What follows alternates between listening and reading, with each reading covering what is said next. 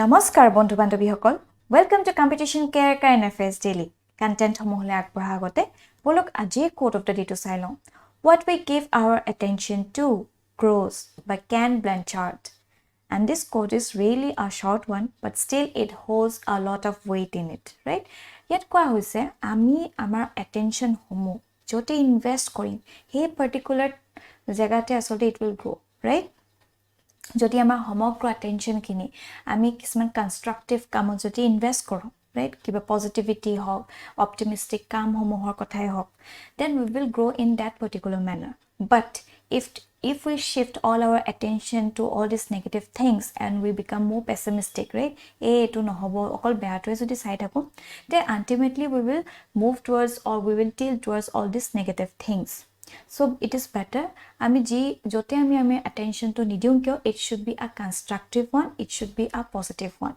all right so that amar logoto amar homogra society ru eta positive outcome pai all right okay aru ekhini hoise aji topic homu jibo ami discuss korim aru my first topic to loa hoise the Hindu pra Swadesh Darshan 2.0 and this topic is important from GS paper 2 also at the same time GS paper 3 102 it was an important topic hoy pore right now let us understand what is Swadesh Darshan is scheme to at a central sector scheme hoy right aru to launch kora hoisle in 2014 by the Ministry of Tourism and Culture Government of India right it was a theme based story circuit hoy right it is based on some theme based joti ami sao ami gom pam je theme based story circuits are the circuits around specific themes such as religion culture ethnicity niche etc right a theme based circuit can confine to a state or can also be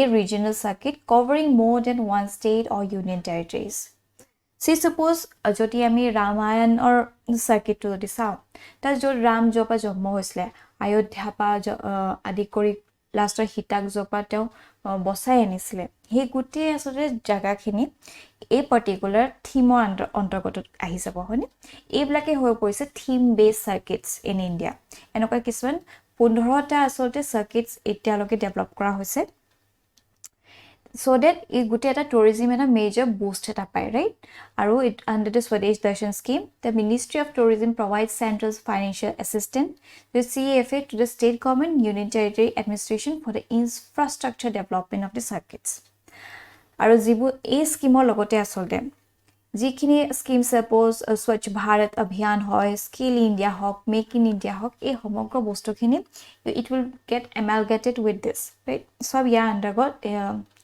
it যেটো Swadesh Darshan scheme হয় ইয়া অন্তৰ্গতত আসতে গুটেখিনি synergize কৰি লোৱা হ'ব right আৰু যেটো 15 thematic circuits হয় হেখিনি suppose Buddhist circuits হয় right যত গুটে বুদ্ধাৰ জীৱনৰ যত তেওঁ গৈছিলে লুম্বিনী হক right খুশিনগৰ হক এই গুটেখিনি আসলতে that cover কৰা হ'ব তাছ coastal circuits তাছ desert circuits eco circuits heritage circuits Himalayan Krishna Northeast right যেটো আমাৰ কাৰণে important Ramayana rural তাছত spiritual Sufi Tirthankar tribal circuit wildlife circuit right এইখিনি আসলতে এতিয়ালৈকে আইডেন্টিফাই কৰা হৈছে alright এই ব্লক সব এনেকুৱা কিছুমান থিম থাকিব হয়নে এই ব্লকতে এই কৰিব আৰু যেটো মই কৈছো Ramayan circuit ইয়াত চাও ইয়া যোপা ৰামে জন্ম হৈছিলে গুটেই জায়গাখিনি লাষ্টৰ হিতাক জোপা আনিছে এই গুটেই জায়গাখিনি কভাৰ কৰা হ'ব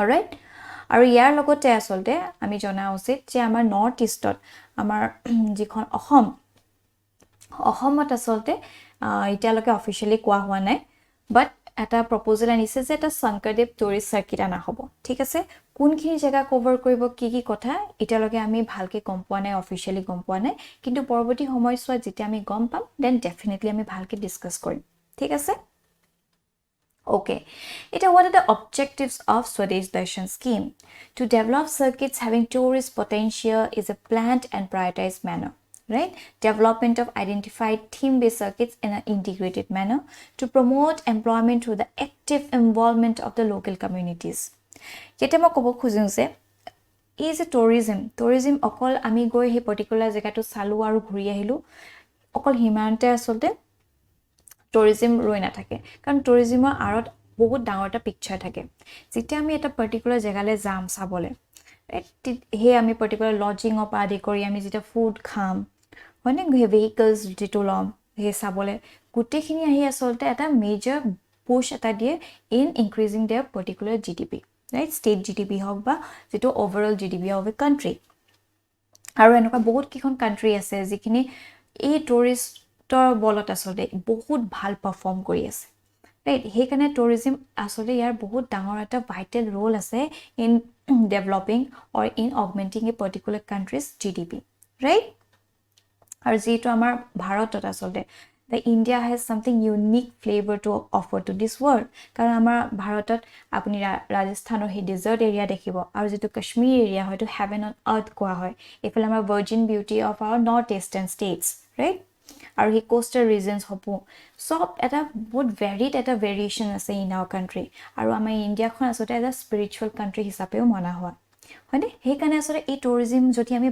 ভালকে এটা কনস্ট্ৰাকটিভ ওয়েত এটা ইকোসিস্টেম আমি যদি প্ৰভাইড কৰিব পাৰো then we will achieve heights in the tourism sector right হেতু আসলে মূল উদ্দেশ্য কৰি এই পাৰ্টিকুলাৰ স্কিমটো আনা হৈছিল alright then follow community based development and pro poor tourism approach promote culture and heritage value of the country, to enhance the tourist attractiveness in a sustainable manner by developing world-class infrastructure in the circuits or destination, to aware the local communities about the importance of tourism for them in terms of increased source of income, improving living standards, and overall development of the area, to promote local art, handicraft, culture, cuisine, etc. to generate livelihood in the identified regions, to harness tourism potential for the direct and multiplier effect on employment generation and development of the economy, and to leverage the capital and expertise of the public.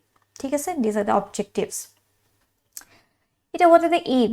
আমি already পাতিছোৱে যেটো promotion of tourism as catalyst for economic growth and creation of jobs, right? বহুত বেছি employment opportunities আহি পৰে এই tourism লগত যদি জড়িত হৈ থাকে, right? This is developing India into world class tourist destination, right? It was a vision আছে. Developing theme based circuits like ecotourism with ecological and cultural conservation, developing professionalism and modernism in tourism with a focus of in-depth infrastructure development, and providing complete tourism by enhancing tourist attractiveness in a sustainable manner, right? Sustainable manner to monot thobo. It a funding or structure kothale jodi ahu ami gom pam under it Ministry of Tourism provides central financial assistance to the state governments for promoting tourism at identified destination, and for components within public funding. Under this scheme, the central government will provide 100% funding for improved sustainability of the project. It also seeks to involve public-private partnership, right? Jito PPP or module hoy hetu asolte yet involve kora hobo, and corporate social responsibility, right? Jikhini asolte corporate office বিলাক আছে তেওঁলোকৰ যেটো প্ৰফিটৰ 2% এটা যেহেতু এই social responsibility, right? Corporate social responsibility এটা থাকে তেওঁলোকে সমাজখনৰ কাৰণে কিবা ভাল কাম কৰিব লাগে হেখিনি ইয়াৰ আন্ডাৰত আনিব পৰা যাব, right? এতিয়া আমি আমাৰ কাৰেন্ট নিউজ হলে কাৰেন্ট নিউজটো হৈছে গভৰ্নমেন্টে ৰিসেন্টলি এই স্বদেশ দৰ্শনটো ৰিভ্যাম্প কৰি স্বদেশ দর্শন 2.0 হিচাপে আনিছে to develop sustainable and responsible destination with a tourist and destination centric approach, right? যেটো স্বদেশ দর্শন part 1 আছিল হেতু আসলে কিছুমান criticism face কৰিছে, say suppose resources being spread thin due to the many destinations being covered and too many stakeholders being involved, right? Iman besi asol stakeholders aloya na hol karon bahut massive destination cover koile, so ultimately it turned out to be a kailat koi puti dikhol he hol hane hekane aseto revamp kori Swadesh Darshan 2.0 ana hoise jot yar okoman destination centric approach ana hobo aru okon sustainable hobo aru jot teonoke vocal for local eta essence rakhibo, thik ase? Yar bikhoy joti ami olop bhalke sa ami gom pam jeto Swadesh Darshan 2.0 hoy. It aims to develop sustainable and responsible destination with tourist and destination centric approach, and has shared guidelines for SD 2.0. The Ministry of Tourism under its schemes of Swadesh Darshan and PSIR provides financial assistance to the state governments union territories, administrations, central agency, etc. for development of tourism infrastructure in the country. Yes, যেহেতু প্ৰসাদ কৈছে আমি একেবাৰতে প্ৰসাদ কি হয় হেতু চাই লোৱাটো উচিত, right? প্ৰসাদ স্কিম যদি চাও, National Mission on Pilgrimage, Regeneration and Spiritual Heritage Augmentation Drive. Eto hoy poise prasad, right, was launched by the Ministry of Tourism in the year 2014 and 15. Objective ki hoy to regeneration and spiritual augmentation of important national, global pilgrimage and heritage sites, right? Amar jodi moi amar Assam specify kori kini jodi moi kom, amar jeneke mar Kamakhya ase aru kisan bahut han homo ase, right? Hekhini jagar jodi jihetu pilgrimage hokol jay tat visit koribole, tat jodi teoloke eta proper sanitation facility, drinking water facility, bhal lodge homo jodi provide kori dibo pora jay, titia eta better service provide kora hobo, hoine? Hekhini asolte mul uddeshyo kori ei prasad scheme to ana hoise jete teoloko eta bhal ecosystem eta provide kora hoy, thik ase, regenerate kora hobo. All right? Okay, the project under this scheme are sanctioned subject to availability of funds, submission of suitable detailed projects, adherence to scheme guidelines, and utilization of funds released earlier. Right? Our key highlights to how some of the prominent places identified are Jhansi, Prayagraj in Uttar Pradesh, Gwalior, Chitrakoot, and Khajuraho in Madhya Pradesh, and Ajanta and Ellora in the Maharashtra. আৰু ইয়াতে vocal for local যেটো মই কৈছো হেতু এটা essence আনা হৈছে, the scheme has been revamped with the mantra for vocal for local.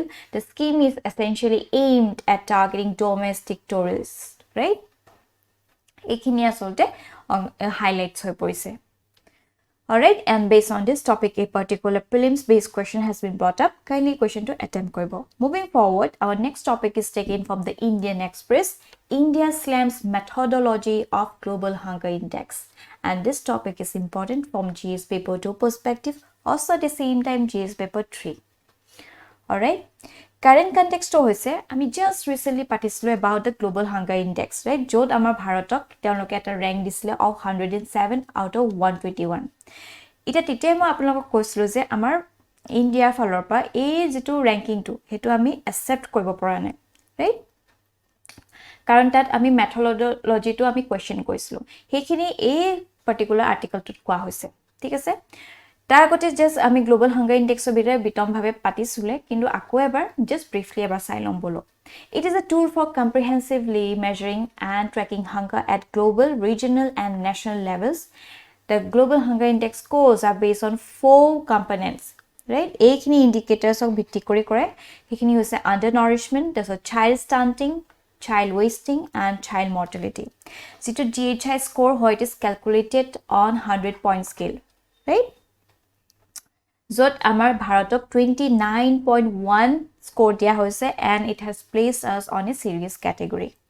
All right, now what is the government response to this? Right, government ki koise the Ministry of Women and Child Development referred to the index as erroneous measure of hunger, right? Karon ei jitu measurement to teloke loise hetu ekdom hothik nohoy, legit nohoy.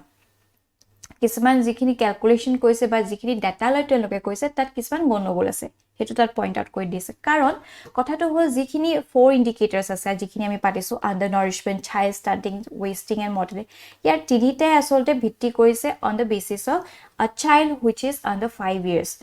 Ite he 5 years or under he lora soli hokolok asole bhitti koi entire population of represent koribo nware about the hunger index, right? Hetu legit nohoy eta, hetu mention kora hoise. Also the sample size teoloke loise, it's very small sample size, just 3000, right? Ei 3000 e amar iman eta massive population of the world hoy, he gute population to keneke just this 3000 can portray, right? Hekhini kisman question uthapon koise. The report is not only disconnected from the ground reality but also chooses to deliberately ignore the food security efforts of the central government, especially during the pandemic, right? Ami janu je Bharat Sarkar, it is trying hard to protect a majority chunk of people from the food crisis, right? Teoloko iman besi eta এটা umbrella provide কৰা হৈছে এই যেটো national food security মিছনে হক বা আদি কৰি right PDS সিস্টেমত এটা হেখিনি যেটো গ্ৰাউন্ড ৰিয়েলিটি হয় তাপা টোটালি কাট অফ কৰি দিছে যে সেই বস্তুখিনি একো ৰিফ্লেক্ট কৰা নাই এই পাৰ্টিকুলাৰ ইনডেক্সটোত ৰাইট এইখিনি আসলতে আমাৰ ফালৰ পৰা এটা প্ৰশ্ন গৈছে তেওঁলোকৰ ফালৰ পৰা আৰু it also exaggerated the measure of hunger lacks statistical vigor as has a problem of multiple cows and give high representation to under 5 children right it has the potential to both influence government action and generate aggressive pushback right এনেকুৱা যদি অকমান গণ্ডগোল যদি index দিয়ে আৰু যদি ভাৰতৰ ফালৰ পৰা তেতিয়া ভাৰতৰ আসলে কিছুমান স্কিমছ বনোৱাটো এটো এটা প্ৰবলেম ক্ৰিয়েট কৰিব পাৰে হয়নে যদি এইবিলাক সঠিক নহয় so this was all about the government response and rationale behind them all right এতিয়া কি response দিছে global hunger index global hunger index কৈছে যে it says on the website that it does not use FIES but only uses prevalence of undernourishment indicator which is assessed by FAO using the food balance sheet which is based primarily on data officially reported by the member countries including India. They show the trends in the overall national food supply, disclose changes that may have taken place in the types of food consumed, that is the pattern of the diet, reveal the extent to which the food supply of the country as a whole is adequate in relation to nutritional requirements. ঠিক আছে আৰু যেটো GHI আমি কৈছো যে তিনিটা ইন্ডিকেটৰ্স গুটে হৰ লছলি ওপৰ ভিত্তি কৰি দিছে now train children in the related indicators out of the 4 to assess hunger levels of an entire country to ensure that both the food supply situation of the population as a whole and the effects of inadequate nutrition within a particularly vulnerable subset of the population are captured right হেকানে হে হৰ লছলি খিনি হে ইন্ডিকেটৰ্স black লোৱা হৈছে so that তেওঁলোকে এইখিনি ক্যাপচাৰ কৰিব পাৰে যে হে হৰু লছলিখিনি প্ৰপাৰলি ফুড সাপ্লাই কৰিব পাৰিছে নে ৰাইট এডুকুৱেট নিউট্ৰিশন যদি তেওঁলোকে পাইছে হেখিনি আসলতে it will portray via the parents also right হেখিনি সব গুটেখিনি যাতে ক্যাপচাৰ কৰিব পাৰে হেকানে হৰু লছলিখিনি হে ইন্ডিকেটৰ্স খিনি লৈছে বুলি ইয়াত মেনশন কৰা হৈছে alright So that was all about our government response and the GHI's response, right? It is one way forward, ami jona usit, right? Karan okano kiba question ahile we can mention it. To ensure transparency, it is essential that international agency only use data that are freely available in the public domain, along with the key characteristics such as education, residence, and age of respondents, right? Ekhini asolte indicators loa usit. Titiha eta whole lieta legit estimate koribo para jay right it is in this case the uncritical use of questions is particularly problematic because FAO has not released standard errors for their estimates making it difficult for us to evaluate whether the growth in the proportion of household is experiencing hunger in India right jehetu eta transparency nai etu eta closed war hoy right the FAO jikini teloke data lose ekini eku teloke bhalke release nai kora so এই কারণে আমাৰ আসলে সঠিকভাৱে আমি জনাত বহুত কঠিন হৈ পৰিছে therefore the need of the hour is a mere transparency right there is a need to evaluate the representativeness of the sample unfortunately we cannot easily do this because the underlying data are located behind a paywall the government would be well advised to bolster its information repositories that can help it address malnutrition effectively. We also need to continue our effort to reduce child mortality and find ways of reducing stunting and wasting. Right? These are some of the measures given. And based on this, a particular means answer writing practice question has been brought up. What is the Global Hunger Index? Why India slams methodology of Global Hunger Index? Discuss. All right. Now moving forward, our last topic is taken from the Assam Tribute, Japanese encephalitis, and this topic is important from GS paper 3 health segment. Current news to hoise jehetu amar ahomot ba amar northeastern regionot homohot bahut beshi prolonged floods hoise hoine aru he floods homohor karone pani kisuma stagnant hoi poise aru ami janu ei stagnant water ei mosquitoes bilak utponno hoy right so it has led to the doubling of the number of Japanese encephalitis death and the cases this monsoon in the state, right? Aru dukh loga kotha jitu amar Assomot asolte the northeast most Japanese encephalitis prone state has recorded 93 deaths, up from 40 fatalities last year, right? Joa bosor jot 40 jon fatalities ami paisilu hetu it has doubled, more than doubled, right? 93 deaths ami dekha poa goise. Now let us understand what is Japanese encephalitis. Yar bikhoye joti ami sa ami gom pam Japanese encephalitis is a mosquito-borne flavivirus. It belongs to the same genus as dengue, yellow fever, and West Nile virus. The first case of Japanese encephalitis was documented in 1871 in Japan. ঠিক আছে? It is signs and symptoms homohor kotha jodi sao ami gom pam most JEV infections are mild. Mild means jot okol fever and headache thake or without apparent symptoms. But approximately 1 in 250 infections results in severe clinical illness, right? 250 joni joti bhitor ejon bahut besi critical hoy pore, thik ase, severe hoy pore. The incubation period to joti sao it is between 4 to 14 days. In children, gastrointestinal pain and vomiting may be dominant initial symptoms.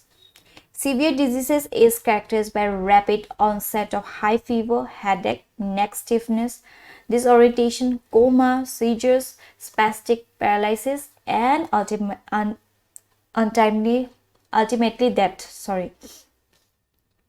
The case fatality rate can be as high as 30% among those with disease symptoms. Right? These are the signs and symptoms of this Japanese encephalitis. It is a transmission of kotha jodi sao. This virus is transmitted to human through the bite of infected Culex species mosquitoes, particularly Culex straightae. I'm sorry, moi to pronounce kobo pora nai. Khama koi dibo. Okay.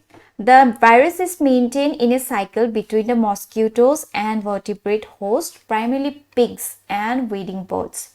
Humans are incidental and deaden hosts because they usually do not develop high enough concentration of JE virus in their bloodstream to infect feeding mosquitoes. The JE virus transmission occurs primarily in rural agricultural areas, often associated with the rice production, right? Karon he kheti potharot jehetu pani kini stagnant hoy thake hekene enokwa areas blakot asote besi poa jay aru jehetu amar ami eta temperate zone ot pon, right? In tropical zone ot pon, in temperate areas of Asia, JE virus transmission is seasonal. Human disease usually peaks in the summer and fall. In subtropics and tropics, right? Amar nisina jaga blakot transmission can occur year round, often with a peak during the rainy season. Alright? It a prevention and control of kothale joti aho. The best way to prevent Japanese encephalitis is to avoid mosquito bites, right? Prevention is better than cure. So it's better we should avoid this mosquito bite. Keneke? By using close fitting gauze over the windows and doors. That's the use of mosquito net, right? He athwa bulak use koribo lage. Impregnated with insecticides such as permethrin, application of good quality insect repellent, keeping the surrounding areas clean, and eliminating stagnant water. Use of Environment Protection Agency. Registered insect repellents is much safer and also environmental friendly. Alright, so these were some of the prevention and control of this Japanese encephalitis. It's a conclusion ole aho jitu JEV hoy Japanese encephalitis virus, it is not a new virus, but can be alarmingly fatal.